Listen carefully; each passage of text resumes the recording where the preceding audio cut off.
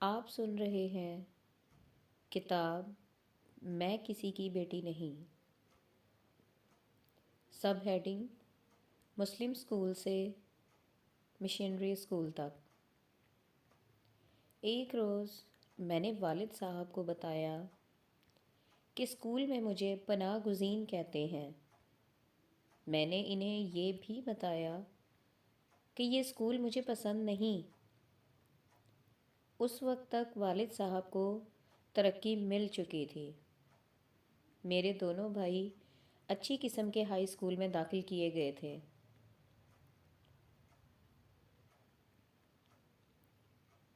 والد صاحب نے میری شکایت سنی تو مجھے اسکول جانے سے روک دیا۔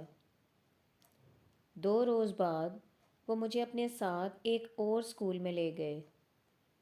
بہت ہی خوبصورت اسکول تھا۔ اس اسکول کے متعلق آپ کو تفصیل سے ساری باتیں بتا کر اپنی کہانی سناؤں تو بہتر ہوگا،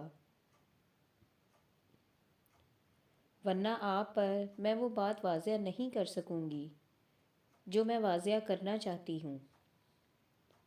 اس سے پہلے میں یہ واضح کر دینا اور زیادہ ضروری سمجھتی ہوں کہ میں اپنی داستان آپ کو ذہنی لذت کے لیے نہیں سنا رہی۔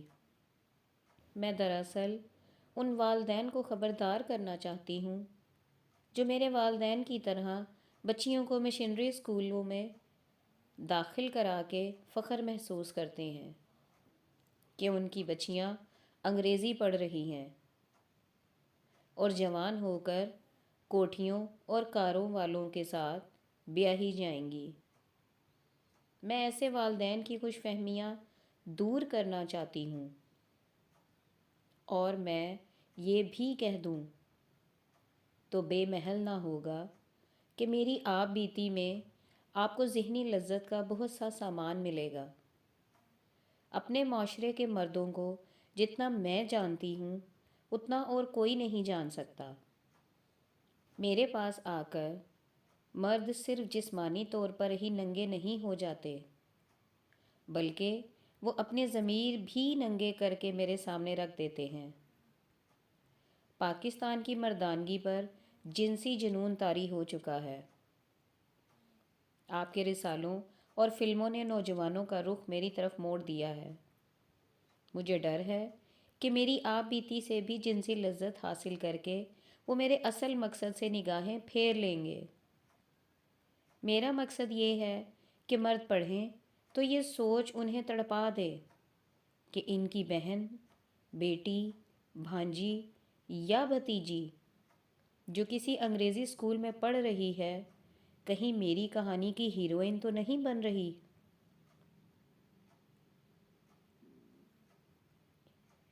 یہ میں عیسائیوں کے مشنری اسکول جو انگریزوں کے دور حکومت میں عیسائیت کے فروغ کے لیے ہندوستان میں کھولے گئے تھے، آزادی کے بعد یہ پاکستان کے حصے میں بھی آئے۔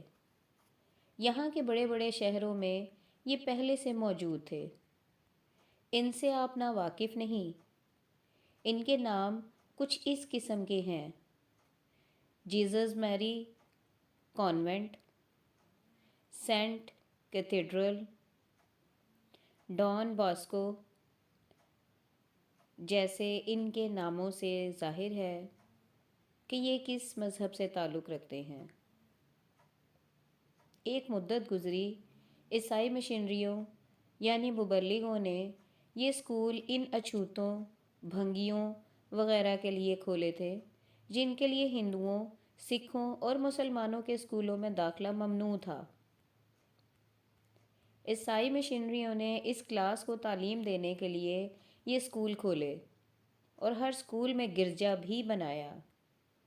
اسکولوں کو صاف ستھرا بنایا اور ان میں ایسی پروقار سی کشش پیدا کر دی کہ اچھے گھرانے کے لوگ بھی اپنے بچوں کو ان اسکولوں میں داخل کرانے لگے۔ پاکستان بنا تو ان اسکولوں کی مقبولیت بڑھ گئی۔ اس کی کچھ وجوہات تھیں۔ ایک یہ کہ پاکستان کے افسروں اور امیر طبقے کے لوگوں نے اپنے آپ کو انگریزوں کا جانشین سمجھ کر اپنے بچوں کو عام قسم کے اسکولوں میں پڑھانا اپنی توہین سمجھا۔ دوسری وجہ یہ کہ عام اسکولوں کی حالت بہتر ہونے کی بجائے اور زیادہ خراب ہو گئی۔ استادوں کا معیار اتنا گر گیا کہ وہ ننگی گالیاں بکتے تھے اور بچوں سے ایک ایک دو دو پیسے لے لیتے تھے۔ اب دیکھ لیجئے اپنے اسکولوں کی حالت، اس سے تو کیا کباڑ خانے اور مچھلی مارکیٹ کچھ بہتر ہوگی۔ تعلیم کی طرف کوئی توجہ ہی نہیں دی جاتی۔ عیسائی مشنریوں نے جب پاکستانی اسکولوں کی یہ حالت دیکھی تو انہوں نے اپنے اسکولوں میں اور زیادہ کشش پیدا کر دی۔ پھر وہ وقت آیا کہ ان اسکولوں میں داخلہ ملنا ناممکن ہو گیا۔ اب یہ حال ہے کہ بچہ پیدا ہوتا ہے تو اس کا نام کسی مشنری اسکول میں رجسٹرڈ کرا دیا جاتا ہے۔ جب وہ 5-6 سال کا ہوتا ہے تو بھی اسے داخلہ نہیں ملتا۔ مسلمان پادریوں کی سفارشیں حاصل کرنے کی کوشش کرتے ہیں اور بچوں کو داخل کراتے ہیں۔ وہ ان اسکولوں کے اس پہلو کو نظر انداز کر دیتے ہیں کہ وہاں بچوں کے ذہنوں میں عیسائیت کے جراثیم بھرے جاتے ہیں۔ کبھی کبھی علماء دین کو خیال آ جاتا تو وہ ان کانوینٹ قسم کے مشنری اسکولوں کے خلاف اخباروں میں بیان چھپواتے یا مسجدوں میں تقریریں کرتے۔ چند دن اس قسم کا شور سنائی دیتا ہے کہ مشنری اسکولوں کو بند کرو، یہ بچوں میں غیر اسلامی رجحانات پیدا کر رہے ہیں، پھر خاموشی طاری ہو جاتی ہے۔ عیسائیوں کے اسکولوں کی مقبولیت میں اور اپنے اسکولوں کے خلاف نفرت میں کوئی فرق نہیں آتا۔ اس قباحت سے اپنے بچوں کو بچانے کا واحد حل یہ ہے کہ اپنے اردو اسکولوں کا معیار مشنری اسکولوں جیسا ہو جائے اور ان میں وہی کشش پیدا کی جائے جو لوگ مشنری اسکولوں میں دیکھتے ہیں، مگر اس طرف کوئی توجہ نہیں دی جاتی۔ اب تو گلی گلی پرائیویٹ اسکول کھل گئے ہیں جو تعلیمی نہیں بلکہ تجارتی ادارے ہیں۔ فیسوں اور فنڈز کے نام سے والدین سے ناحق اور بے دریغ پیسے بٹورے جاتے ہیں۔ محفل میلاد اور ختم قرآن کے بہانے بچوں سے 4 آنے لے لیے جاتے ہیں اور وہاں ہوتا کچھ بھی نہیں۔ اس کے مقابلے میں مشنری اسکول جانفشانی اور یکسوئی سے اپنے مشن کی تکمیل میں مصروف عمل ہیں۔ مگر اب عیسائیوں کے اسکول بند ہو جائیں، مسلمانوں کے اسکول سدھر جائیں، میرے لیے کوئی فرق نہیں پڑے گا۔ میرا اپنا کوئی بچہ نہیں جس کی تعلیم کی مجھے فکر ہو، اور نہ میرے بدن سے کبھی بچہ پیدا ہوگا۔ مجھے جس تباہی تک پہنچنا تھا پہنچ گئی ہوں۔ اب یہی ایک آرزو ہے کہ پاکستان کا محکمہ تعلیم، حکومت اور والدین میرے انجام کو دیکھ کر سبق حاصل کریں۔ میں آپ سب کو یہ بھی بتا دینا چاہتی ہوں کہ مجھ جیسی نہ جانے کتنی لڑکیاں تباہی تک پہنچ چکی ہیں، مگر وہ بولتی نہیں، معاشرے میں یا اپنے گھروں میں سزائیں بھگت رہی ہیں۔ سب ہیڈنگ شرم و حجاب اٹھنے لگا۔ میں اس اسکول میں داخل ہو گئی۔ میرے لیے کتابیں خریدی گئیں، سب انگریزی کی تھیں، جن کے ہر صفحے پر رنگا رنگ تصویریں تھیں۔ پھر میرے لیے یونیفارم سلوائی گئی۔ کلاس روم میں گئی تو ڈیسک دیکھ کر بہت خوش ہوئی۔ کمرے کی دیواروں کے ساتھ تصویریں آویزاں تھیں۔ سامنے حضرت عیسیٰ کی اور کنواری مریم کی تصویریں لٹکی ہوئی تھیں۔ کلاس میں بچے اور بچیاں اکٹھے پڑھتے تھے۔ کوئی شور شرابہ نہ تھا۔ بچے صاف ستھرے تھے اور انگریزی میں باتیں کرتے تھے۔ استانی کا سلوک بہت ہی اچھا تھا۔ کسی بچے کو کچھ سمجھ نہ آئے تو استانی بڑے پیارے طریقے سے سمجھاتی تھی۔ تقریباً تمام بچے امیر والدین کے تھے۔ میرے والد صاحب کو اس کا احساس تھا اس لیے وہ مجھے 4-5 آنے روزانہ دیا کرتے تھے تاکہ کوئی مجھے غریب ماں باپ کی بچی نہ سمجھے۔ میں احساس کمتری کی ماری ہوئی تھی۔ میری کوشش یہ تھی کہ کوئی مجھے غریب اور پناہ گزین نہ سمجھے۔ اس کا میں نے یہ طریقہ اختیار کیا کہ ڈھینگے مارنی شروع کر دیں اور جھوٹ بول بول کر ظاہر کرنے لگی کہ میرے والد صاحب بہت بڑے افسر ہیں اور ہم امیر لوگ ہیں۔ گھر میں امی نے مجھے قرآن پڑھانا شروع کر دیا تاکہ میں بڑی ہو کر مشرق کی روایتی عورت بنوں۔ اسکول کا ماحول غیر اسلامی تھا جس میں یورپ کی آزادی تھی، اور وہاں کے ماحول میں اتنی جاذبیت تھی کہ غیر اسلامی تاثرات اور یورپ کی آزادی از خود خیالات کو اپنے سانچے میں ڈھال رہی تھی۔ گھر کا ماحول مشرقی تھا اور اسکول میں مغرب کا طلسم یہ مجھے زیادہ اچھا لگتا تھا۔ اسکول جا کر میں گھر کی گھٹن سے نجات حاصل کر لیتی تھی۔ گھر آ کر میں اپنی ان ہم جماعت بچیوں کو جن کے ساتھ میں اس گھٹیا سے اسکول میں پڑھا کرتی تھی اپنے اسکول کی خوبصورتی کے قصے سنایا کرتی تھی۔ وہ مجھے پھٹی پھٹی نظروں سے دیکھا کرتی تھیں جس سے مجھ پر برتری کا نشہ طاری ہو جاتا تھا۔ جوں جوں مجھ پر یورپ کا رنگ چڑھتا جا رہا تھا میں دینیات کا مذاق اڑانے کی عادی ہوتی جا رہی تھی۔ ذہن کچا تھا، اس میں پیار اور پرکشش طریقوں سے جو رنگ بھرا جا رہا تھا وہ پکا ہوتا جا رہا تھا۔ اتنی زیادہ تفصیلات میں جانے کی میں ضرورت نہیں سمجھتی کہ میں کس طرح معصومیت سے اپنے تہذیب و تمدن سے دور ہٹتی گئی اور مجھ میں بناوٹ اور نمائش پیدا ہوتی گئی۔ اسکول میں پاکستان اور اسلام کا تو نام و نشان ہی نہیں تھا، بلکہ فضا ایسی تھی کہ یہ دونوں چیزیں پسماندگی بلکہ جہالت کی نشانیاں معلوم ہوتی تھیں۔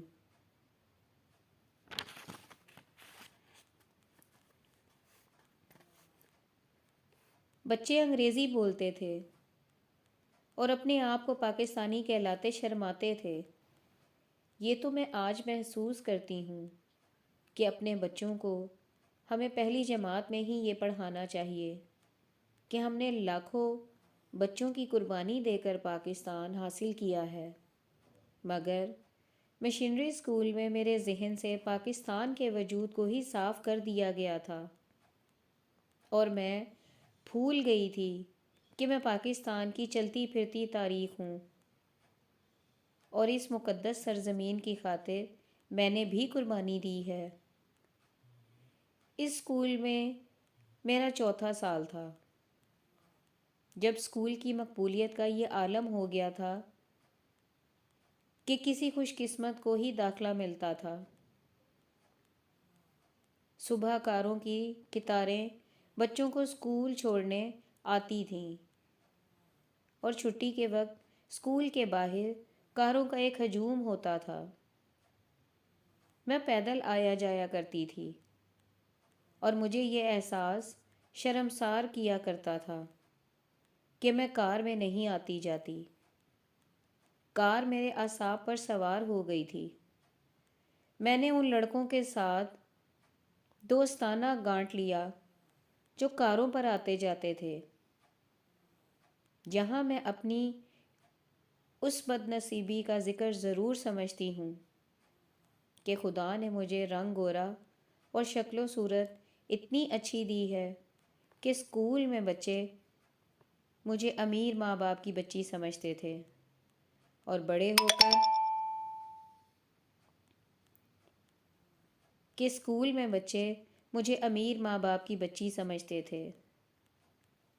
ہو کر جس نے دیکھا بری نظر سے دیکھا۔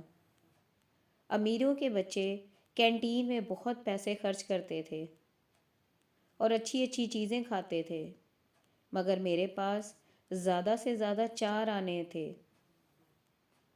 دوستی میں زیادہ خرچ کرنا پڑتا تھا، جو میں نے گھر سے چوری کے ذریعے پورا کرنا شروع کر دیا۔ والد صاحب کو اب بالائی آمدنی بھی ہونے لگی تھی۔ 8 آنے سے 1 روپے تک کی چوری کا گھر والوں کو پتہ نہیں چلتا تھا۔ ان پیسوں سے میں نے یہ جھوٹا بھرم قائم رکھا کہ میں امیر بچی ہوں۔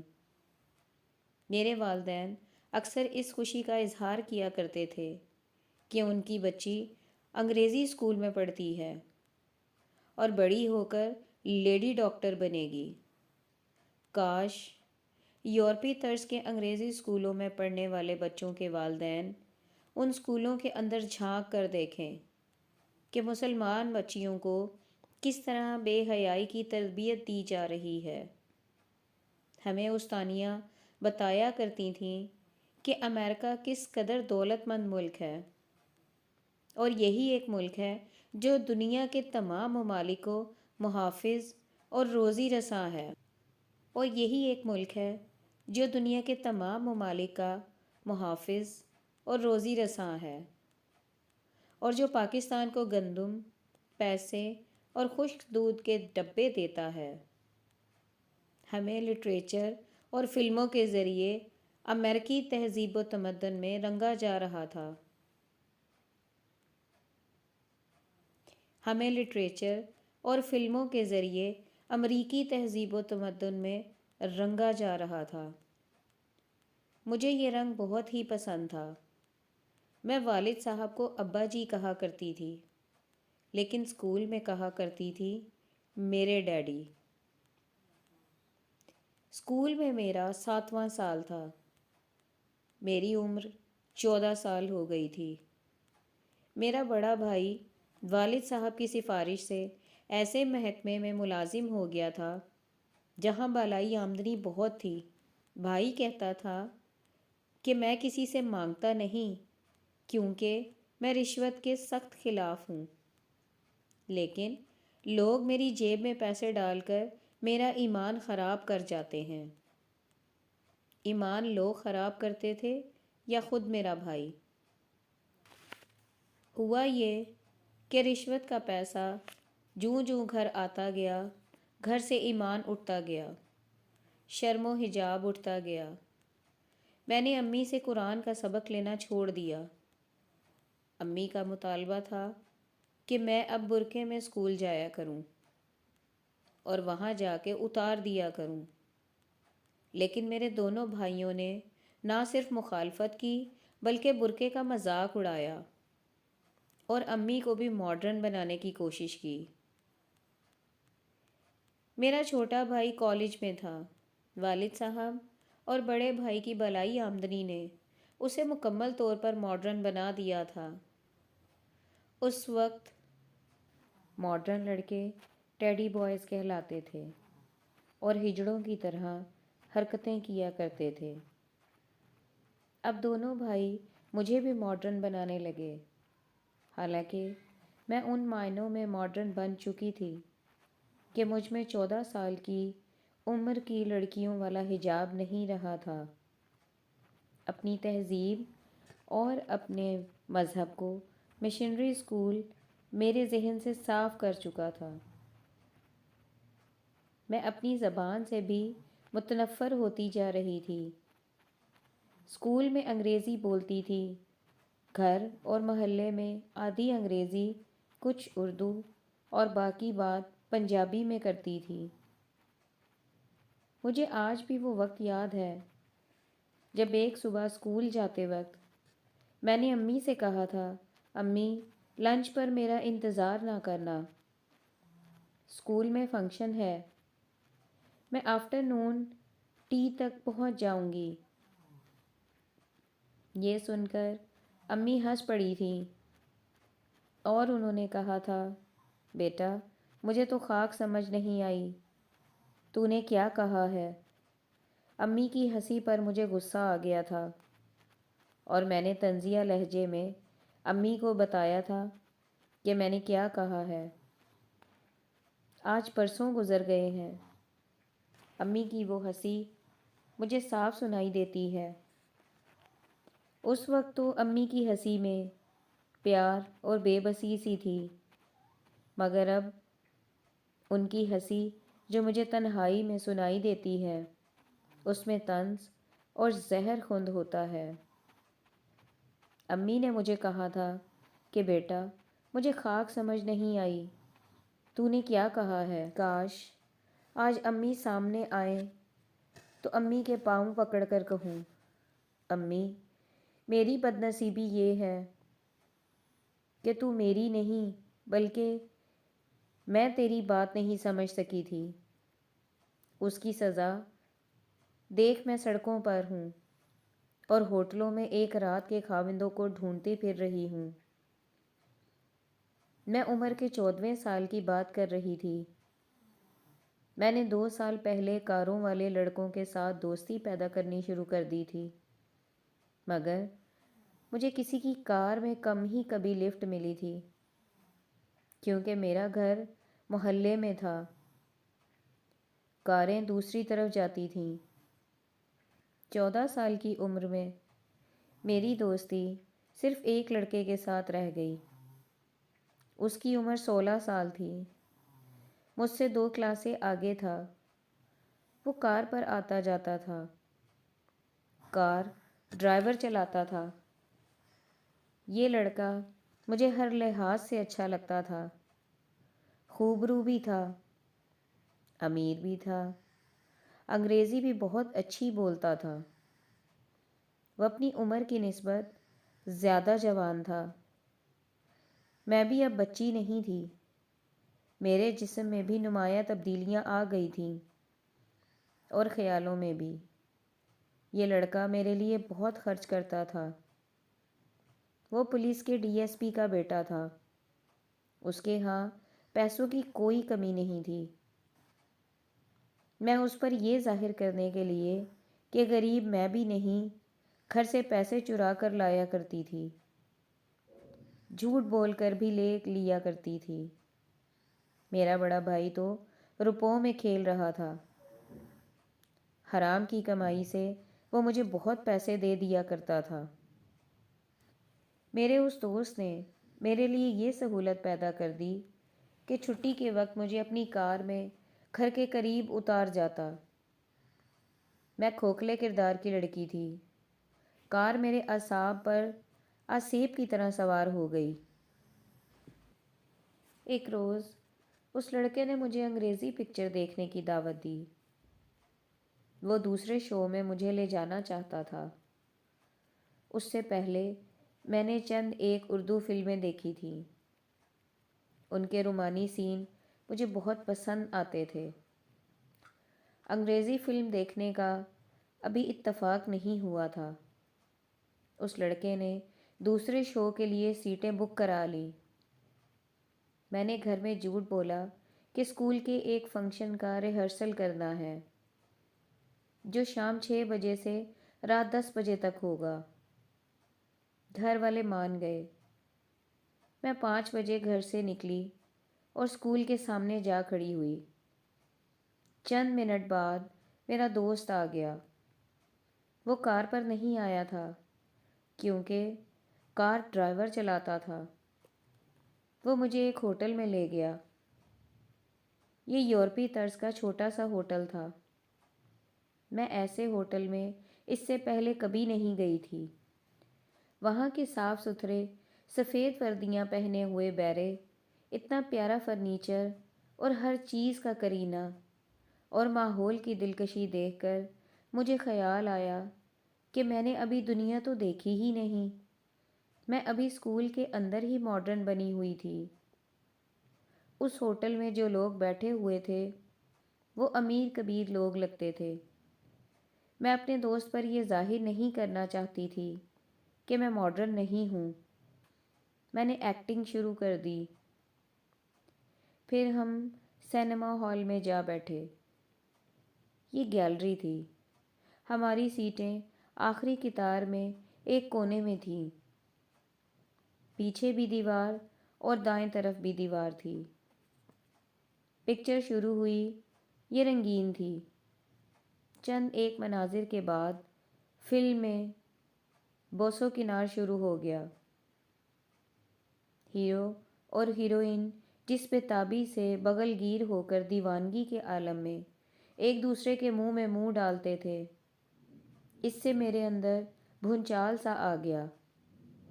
میں نے جسم میں پر لطف سی حرارت محسوس کی اور پھر مجھ پر عجیب سا نشہ طاری ہو گیا۔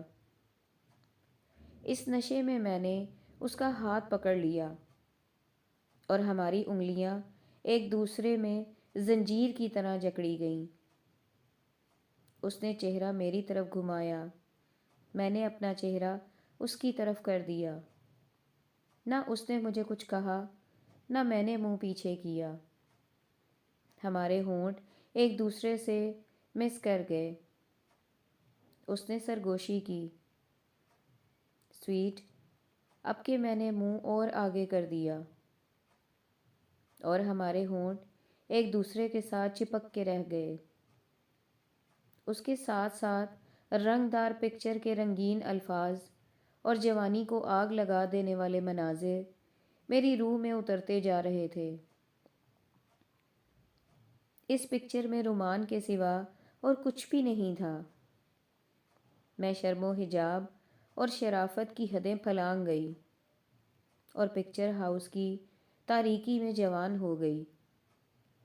پکچر ختم ہونے تک میری انگلیاں میری دوست کی انگلیوں سے الجھی رہیں، اور جب ہال کی بتیاں جل اٹھیں تو مجھے یوں صدمہ ہوا جیسے مجھے کسی نے اس وقت جگا دیا ہو جب میں بڑا ہی حسین خواب دیکھ رہی تھی۔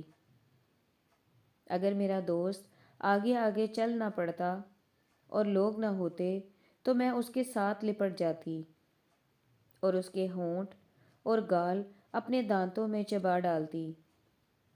جی ہاں، میں بے حیا ہوں۔ آپ یہی سوچ رہے ہیں نا کہ ایسی ننگی باتیں ایک طوائف ہی کر سکتی ہے، مگر صاحب میں آپ کو یقین دلاتی ہوں کہ جب آپ کی جوان بیٹی یا بیٹا اس قسم کی پکچریں دیکھتے ہیں جن میں صرف رومانی نہیں بلکہ جنسی اشتعال ہوتا ہے تو ان کے جذبات میں بھی اس قسم کے زلزلے بپا ہوتے ہیں جیسے میں نے بیان کر دیے ہیں۔ یہ الگ بات ہے کہ آپ اپنی بیٹی کے متعلق اس خوش فہمی میں مبتلا رہیں کہ نہیں، وہ ایسی بے حیا نہیں ہو سکتی۔ یقین جانیے اس کی ذہنی حالت اس حیوان مادہ کی سی ہو جاتی ہے جو نر کی تلاش میں بھاگی بھاگی پھرتی ہے۔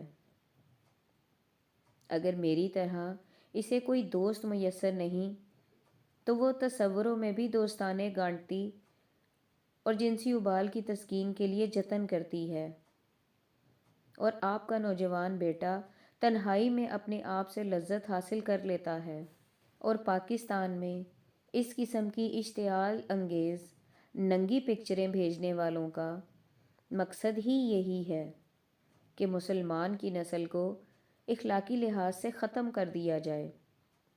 کاش میں جو واعظ آپ کو سنا رہی ہوں وہ میں 14 سال کی عمر میں بھی سمجھ سکتی۔ اگر آپ جوان اولاد کے والدین ہیں تو خدا کے نام پر، پاکستان کے نام پر، اپنی آبرو کے نام پر میری باتوں کو ایک عصمت فروش کی بکواس سمجھ کر دوسرے کان سے نکال نہ دیجیے گا۔ اس پکچر کے بعد اس لڑکے کے ساتھ میری دوستی اتنی پکی ہو گئی جیسے وہ میرے جسم کا حصہ ہو۔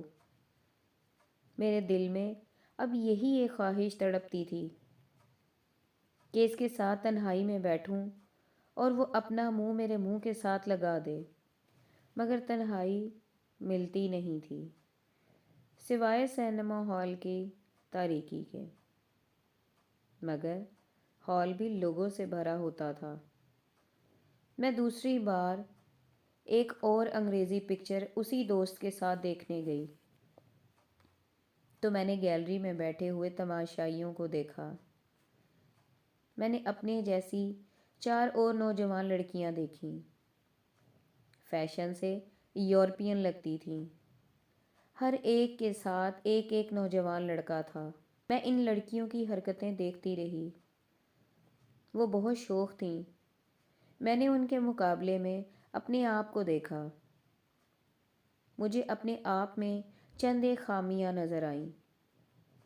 میرا کچا ذہن فیشن اور شو بازی کو اور انگریزوں کی طرح باتیں اور حرکتیں کرنے کو انسانیت کا معراج سمجھتا تھا۔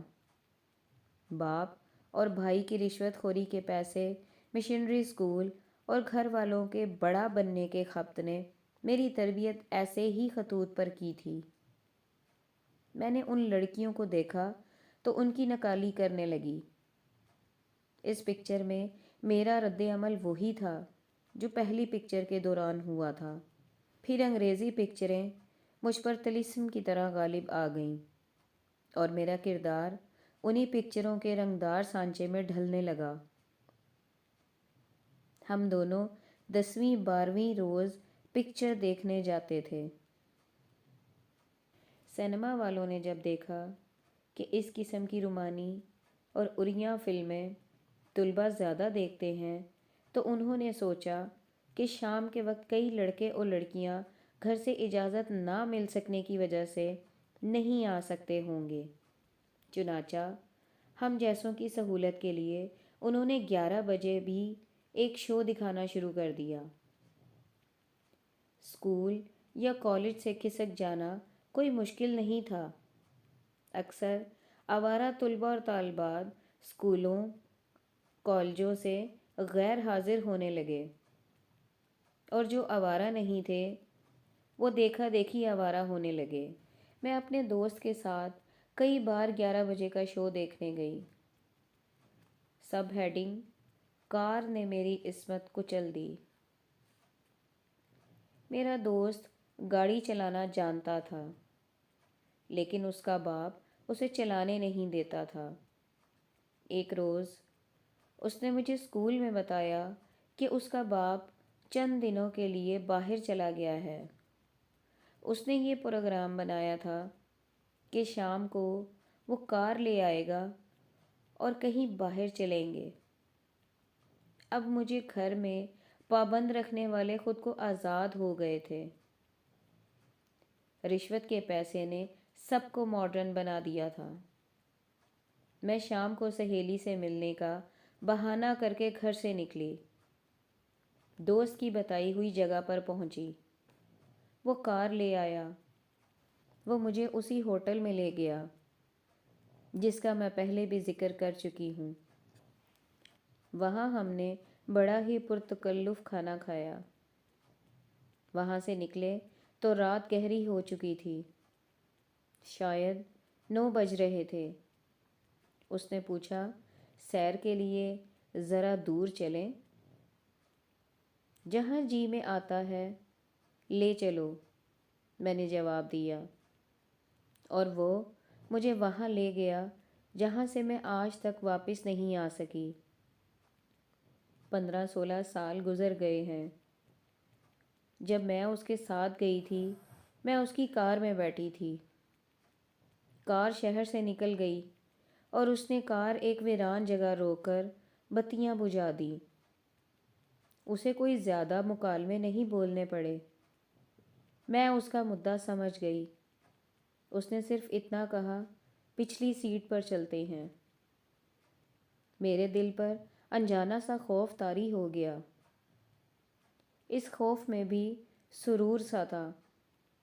میں نے کچھ بھی نہیں کہا، دروازہ کھولا اور پچھلی سیٹ پر جا بیٹھی۔ وہ بھی پچھلی سیٹ پر آ گیا۔ میرے اور اس کے درمیان کوئی حجاب نہیں تھا۔ مجھ میں حجاب تو رہا ہی نہیں تھا۔ اس نے جس طرح کہا میں نے اسی طرح کیا۔ میں جھجکی نہیں، شرمائی نہیں، بلکہ میرا انداز ایسا تھا جیسے وہ مجھے نہیں بلکہ میں اسے اسی مقصد کے لیے وہاں لے گئی تھی۔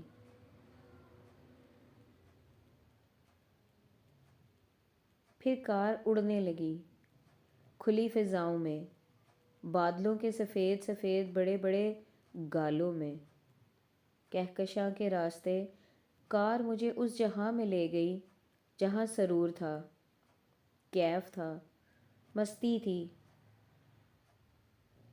میں ستاروں کے دیس سے بہت آگے نکل گئی۔ میرا دوست مجھے دنیا بھر کا حسین ترین انسان محسوس ہوا۔ اور پھر کار نہایت آہستہ آہستہ بڑے پیار سے کہکشاں سے اس ویرانے میں اتر آئی جہاں کی ہر چیز تاریک تھی۔ میں عورت بن چکی تھی، یہی ایک حد رہ گئی تھی، وہ میں نے پوری دلیری سے پھلانگ لی۔ مجھ پر ایسا نشہ طاری ہو گیا کہ میں اپنی اصلیت بھلا بیٹھی۔ میں آج سوچتی ہوں کہ وہ لوگ خوش قسمت ہیں جو کاروں تلے آ کے مر جاتے ہیں، لیکن میں کار تلے ایسی آئی کہ جیتی ہوں نہ مرتی ہوں۔ میں جب گھر میں داخل ہوئی تو رات کے 10 بج چکے تھے۔ مجھ سے کسی نے بھی نہ پوچھا کہ میں اتنی دیر سے کیوں واپس آئی ہوں۔ کسی نے مجھ میں کوئی تبدیلی بھی نہ دیکھی۔ والد صاحب کو دیکھ کر مجھے ذرا بھر افسوس نہ ہوا کہ میں اس شخص کی عزت شہر سے دور ایک ویرانے میں پھینک آئی ہوں، مگر میرے گھر میں جو انقلاب آ چکا تھا اس میں میری تبدیلی کو کون محسوس کرتا۔ میرے دونوں بھائی خوش تھے کہ میں سوشل اور ایڈوانس ہو گئی ہوں۔ اس سے پہلے جب ہمارے گھر میں صرف اتنے پیسے آتے تھے جن سے باعزت دال روٹی چلتی تھی تو گھر کی شرافت اور عزت بھی قائم تھی۔ جب بالائی آمدنی سے گھر میں ہر چیز آ گئی جو بڑے بڑے امیر گھرانوں میں ضروری سمجھی جاتی ہے تو میری بوڑھی ماں بھی ایڈوانس ہو گئی۔ وہ محلے کی عورتوں میں اپنی امیری کا پروپیگنڈا کرنے لگیں، جس میں تکبر کی جھلک بھی ہوتی تھی۔ اس وقت مجھے ماں کا پروپیگنڈا بہت اچھا لگتا تھا۔ محلے کی پردہ نشین لڑکیاں مجھے حقیر نظر آتی تھیں، مگر آج جب میں سوسائٹی کی حقیر عورت بن گئی ہوں تو مجھ پر یہ انکشاف ہوا ہے کہ ماں کی وہ باتیں اوچھی تھیں اور دوسروں پر حرام کے پیسے کا روب جمانے کی عادت کس قدر قابل نفرت تھی۔ مجھے آج بھی یاد ہے کہ میری ان پڑھ ماں ایک روز محلے کی 2 عورتوں سے کہہ رہی تھیں، میری بیٹی کو پولیس کے ڈپٹی کا بیٹا کار پر گھر چھوڑ جاتا ہے۔ ماں نے مجھ سے کبھی یہ سوال نہیں پوچھا تھا کہ بیٹی تم کار کی سواری کی قیمت کیا ادا کرتی ہو۔ گھر میں کوئی روک ٹوک نہیں تھی، اسکول میں کوئی پابندی نہیں تھی، پیسے کی کوئی کمی بھی نہیں تھی۔ میرے دوست کے گھر میں بھی رشوت آتی تھی، میرے گھر میں بھی رشوت آتی تھی۔ پھر کردار کیسا، اسلام کیسا، یورپ کی طرز پر چلنے والے عیسائی اسکولوں میں پڑھنا اور اپنے آپ کو مسلمان کہنا اپنے ساتھ بہت بڑا مذاق ہے۔ اس رات کے بعد میں اور میرا دوست تنہا گوشوں میں ہیروئن اور ہیرو بنے رہے، اور میں سہیلیوں کو اپنا رومان سنانے کے قابل ہو گئی۔ اپنا رومان سنانا بھی ایک فیشن تھا، جو اب بھی ہے، بلکہ پہلے سے کچھ زیادہ ہی ہے۔ یہ عادت لڑکیوں میں بھی ہے اور لڑکوں میں بھی ہے۔ میں نے بڑے فخر سے اپنی سہیلیوں کو سنایا کہ میرا boy friend D S P کا بیٹا ہے۔ سیدھے سادے الفاظ میں اس کا مطلب یہ تھا کہ میں ڈی ایس پی کے بیٹے کی داشتہ ہوں۔ میں داشتہ ہی تھی، فرق صرف یہ تھا کہ وہ مجھے اپنے گھر نہیں لے جا سکتا تھا۔ کار ہاتھ لگ جائے تو اسی ویرانے میں لے جاتا تھا جہاں ہم پہلی بار گئے تھے۔ کار نہ ہو تو ہم رات کو کسی باغ کے اندھیرے گوشے میں چلے جاتے تھے۔ ایک رات ڈیوٹی پر گشت کرتے ایک کانسٹیبل نے ہمیں موقع پر پکڑ لیا تھا اور صرف 5 روپے دیے تو اس نے نہ صرف یہ مہربانی کی کہ ہمیں تھانے نہ لے گیا بلکہ ایک محفوظ جگہ بتا دی۔ ایسے 2 مرتبہ ہوا۔ مجھے اپنی جیسی ایک سہیلی نے بتایا کہ باغ کا چوکیدار اس کام کی بھی چوکیداری کرتا ہے، صرف 5 روپے لیتا ہے۔ پولیس گشت پر آ نکلے تو وہ خبردار کر دیتا ہے یا پولیس کانسٹیبل کو دور ہی گپ شپ میں لگا لیتا ہے۔ اس طرح مجھ پر ایک نئی دنیا کے گوشے بے نقاب ہوئے۔ صرف ایک طلسم رہ گیا تھا جو مجھ پر ابھی بے نقاب نہیں ہوا تھا۔ یہ ایک کلاس فیلو نے میرے سامنے رکھا۔ اس نے مجھے ایک عجیب تصویر، میرا حشر دیکھ لیجئے، میں ایسا آئینہ ہوں جس میں ایک مرد اور ایک عورت بالکل ننگے، انتہائی شرمناک حالت میں تھے۔ میں مرد اور عورت کی اس حالت سے ناواقف نہیں تھی۔ اپنے دوست کے ساتھ میں ایسی حالت میں متعدد بار رہ چکی تھی، پھر بھی اس تصویر نے میرے اندر آگ لگا دی۔ اسی کلاس فیلو نے ایک روز مجھے اردو کا ایک ناول دیا اور کہا کہ اسے چھپا کر رکھنا اور رات کو تنہائی میں پڑھنا۔ میں نے یہ کتابوں میں رکھ لیا۔ رات اپنے کمرے میں پڑھنے لگی۔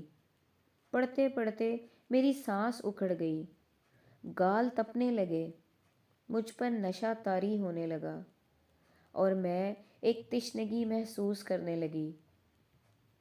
اس ناول میں ایک لڑکی کو پیش کیا گیا تھا جو مختلف مردوں سے ناجائز تعلقات قائم کرتی تھی اور اپنی زبان سے اپنے تجربات انہی ننگے الفاظ میں بیان کرتی ہے جو آوارہ لڑکے گلیوں میں بکتے پھرتے ہیں۔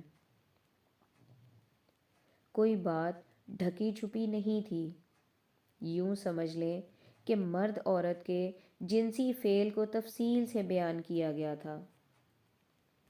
میں نے رات ہی رات میں یہ ناول پڑھ ڈالا۔ میری حالت یہ ہو گئی کہ نیند اڑ گئی اور اپنے دوست کے پاس پہنچنے کے لیے بے تاب ہو گئی۔ باقی رات گزارنی مشکل ہو گئی۔ جی میں یہ بھی آئی کہ غسل خانے میں جا کر جسم پر ٹھنڈا پانی پھینکوں، مگر گھر والوں سے ڈر گئی۔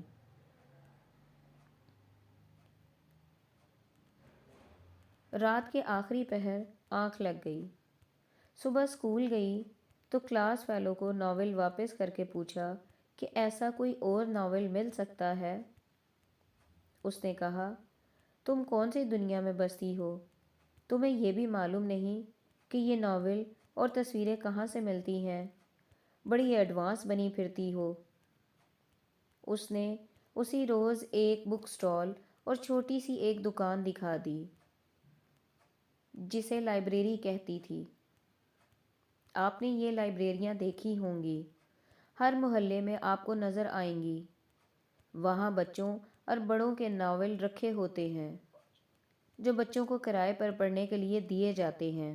یہ جرم، قتل و غارت اور جنسی لذت کے ناول ہوتے ہیں۔ انہی لائبریریوں میں یہ ننگے ناول اور جنسی فعل کی ننگی تصویریں بھی ہوتی ہیں۔